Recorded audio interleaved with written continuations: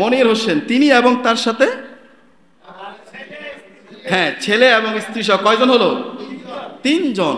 তারা একটি মর্মান্তিক একটি মৃত্যুর শিকার হলেন, একটি দুর্ঘটনার শিকার হলেন, দুনিয়া থেকে বিদায় নিলেন। ইন্না লিল্লাহি ওয়া ইন্না ইলাইহি রাজিউন।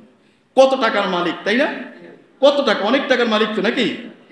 কিন্তু ডেট হয়ে গেলেন 3 জনে, একটি পরিবারের 3 জন, এমন পরিবারে 3 জন শেষ হয়ে গেলেন। আমরা আজকে এইখান থেকে দোয়া করছি, আল্লাহ পাক তিনাদেরকে ক্ষমা করুন, তিনাদেরকে মাফ করুন, তিনাদের জীবনের গুনাহগুলোকে ক্ষমা করে দিন, বলে আমিন।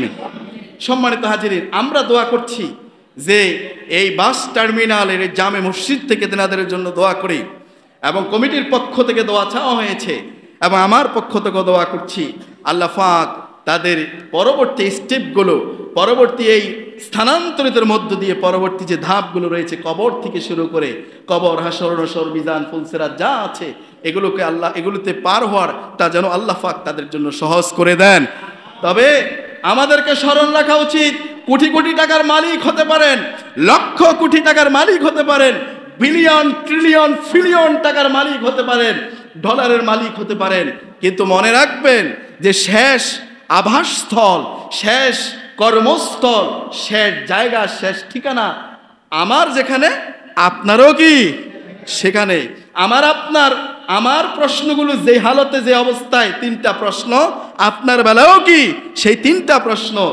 আপনার বেলাও হয়তো লোকেরা বলে বিসমিল্লাহ ওয়া আলা মিল্লাতে রাসূলুল্লাহ, আমার বেলাও বলবে বিসমিল্লাহ ওয়া আলা মিল্লাতে রাসূলুল্লাহ।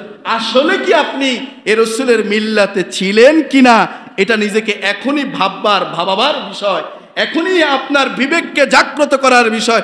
মরে যাওয়ার পর আর কোনো সুযোগ পাওয়া যাবে। আসুন, দল মত নির্বিশেষে আমরা সকলে এই চিন্তা করি, আসলে আল্লাহ আমাদেরকে কেন সৃষ্টি করলেন, আমরা কতদিন থাকবো, কি নিয়ে থাকবো, কি নিয়ে যাব, কোথায় যাচ্ছি, কিভাবে রওনা হচ্ছি, সবাইকে তো যাইতে হবে। আল্লাহ পাক আমাদের সকলকে ক্ষমা করুন, আল্লাহ পাক আমাদের সকলের জীবনের গুনাহগুলোকে ক্ষমা করুন। ইনশাআল্লাহ আগামী রবিবার আশুরার এই দিনে আমরা উপস্থিত থাকবো ইনশাআল্লাহ। সবাইকে দাওয়াত দিয়ে দিবেন। আল্লাহ পাক আমাদের কথাগুলোকে মানার তৌফিক দান করুক, আমিন।